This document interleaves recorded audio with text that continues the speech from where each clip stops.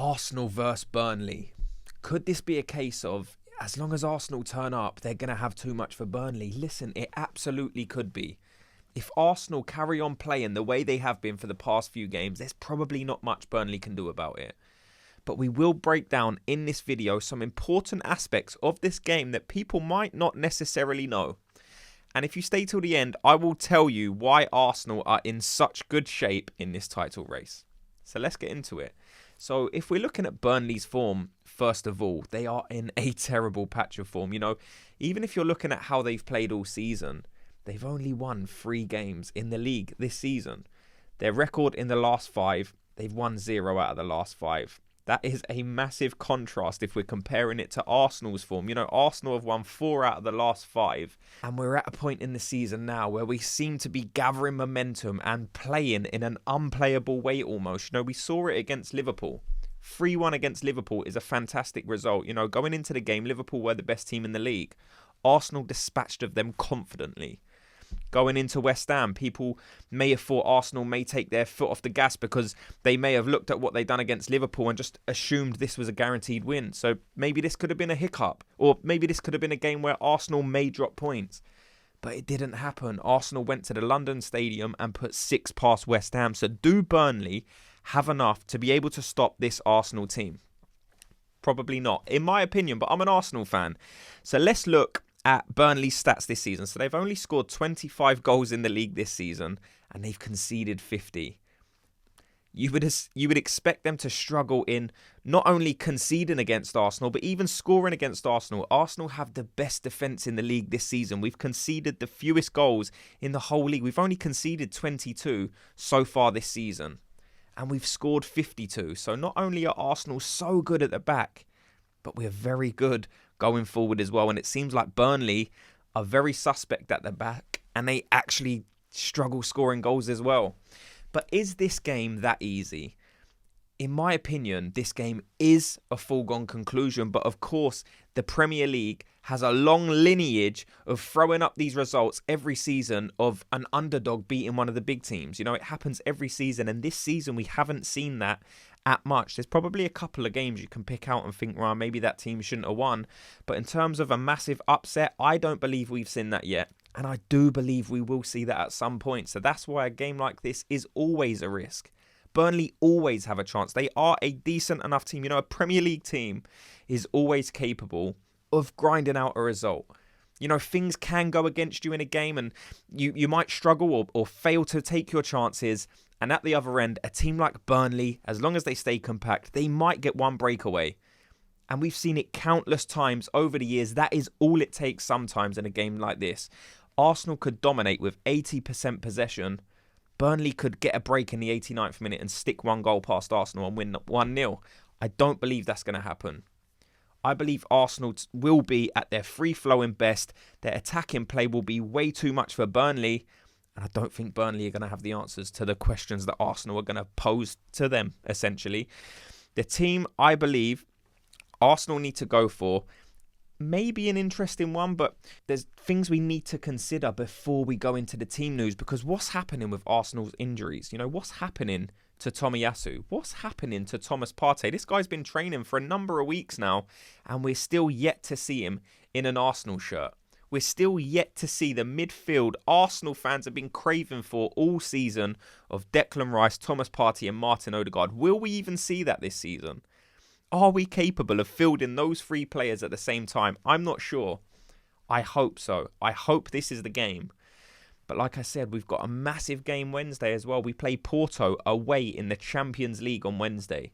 So does that affect your team selection? It's probably bound to. Mikel Arteta probably looks at that Champions League game and thinks, listen, that's an away fixture. If we can go there and get a result, bring them back for the second leg with an advantage, you know, Mikel Arteta will be looking at that and thinking, maybe I should rest a couple of players against Burnley.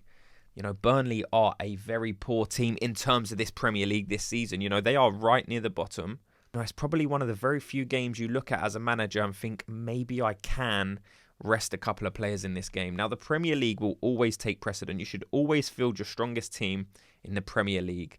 But will Mikel Arteta look at this game and decide against that rule? You know, will he decide to rest a Saka? Will he decide to rest one of our two centre-backs who have been absolutely incredible this season? Do you rest Gabriel? We know what he can do defensively, but it's what he offers in the opposition box as well. We know how much of a threat a player like this can be at set pieces. So do you rest a player like that, knowing you're going away to Porto and you need the freshest legs available? Because Arsenal, if we continue the way we're playing, we have an incredible chance in this year's Champions League. I believe Arsenal can go all the way to the final. We're probably going to get a big team next, but that's the days you live for as an Arsenal fan. You know, I look at the Champions League and Porto, okay, it's an interesting tie. Arsenal should be beating Porto if we're being honest. Arsenal are a better team than Porto. So if Arsenal go through in that game, we're probably going to hit one of the big boys next anyway, and that's exactly what I want to happen. I want Arsenal to play a Real Madrid. I want Arsenal to play a Bayern Munich, even though they struggled in the first leg. But these are the kind of ties you look for, and that might affect your team selection when you're picking a team to play Burnley. So I believe the team Mikel Arteta will go for will be David Raya in goal. I think he's going to play Ben White at right back, Gabriel and Saliba, and probably Kiwior. And listen, in a perfect world, maybe he would rest one of them defenders, but we are stripped to the bare bones in terms of our defenders that are available right now.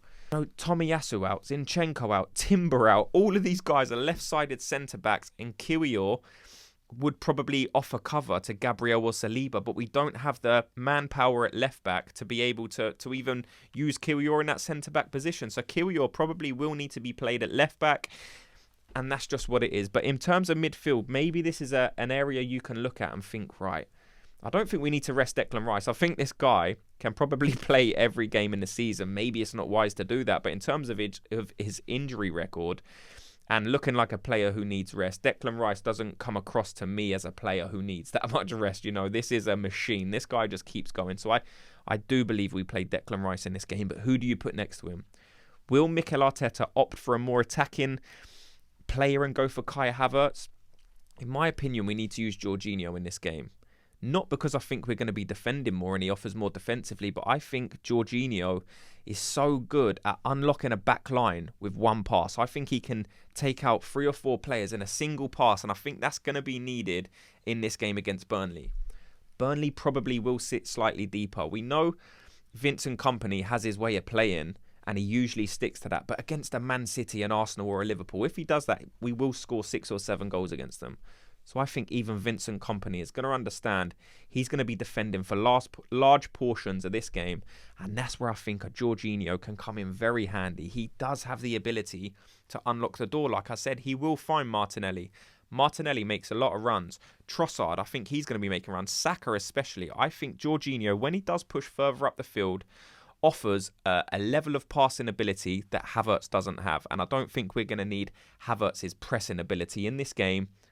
And the work he does off the ball. So I think Jorginho will be selected in this game, along with Odegaard, Saka, Martinelli, and I expect Trossard to be playing in that number 9 position again. Now, we know Havertz is a favourite of Mikel Arteta. He always seems to pick him, so maybe he will squeeze him into that number 9 position, but I just think that would be very, very harsh on Trossard. You know, if he does do that, maybe that is slightly biased. Maybe that is Mikel Arteta saying, listen, I paid £65 million for this player. I need to fit him into this team. And maybe that's not the best option for me. I would go for Leandro Trossard. But let me know in the comment section, what team do you believe Mikel Arteta should play against Burnley? And then if I'm looking at a score prediction, I would probably say Arsenal are going to win. I'm going to go for a 4-0 win. I don't think it's going to be as extravagant as a 6-0 win against West Ham, but I think Arsenal are more than capable of putting 4 past Burnley. But like I said, let me know your suggestions. How many goals do you think Arsenal are going to score? And in terms of the title race, where does this leave us? Well, we know Liverpool are the early kickoff, so maybe that gives a chance for Liverpool to win that game against Brentford and maybe put some pressure on Arsenal. But at the same time, Brentford is a fairly decent team. So if Liverpool play at 12:30, which we know can be a bit of a dodgy kickoff at times, and they lose or draw to Brentford, I think maybe that will offer the fuel needed to ignite this Arsenal team. Not that they'll need it in a game like Burnley, but it will be interesting to see what happens with that early kickoff. And then when Arsenal do play, we know City are the later game. So it just gives Arsenal and Liverpool a chance to put the pressure on Man City, which is probably the most difficult game of this game week. You know, Man City are playing Chelsea. Like we've said, Chelsea aren't the best team this season so far. But they do have some good players, and I'm sure at some point they will click. So why not in this game against Man City? But that's just my opinion. I would love to know yours, so let me know in the comment section. Thanks so much to everyone for watching and listening. If you enjoyed this video, all I ask is that you give me a like and subscribe, and I'll speak to you in tomorrow's video. Gooners, have a good day.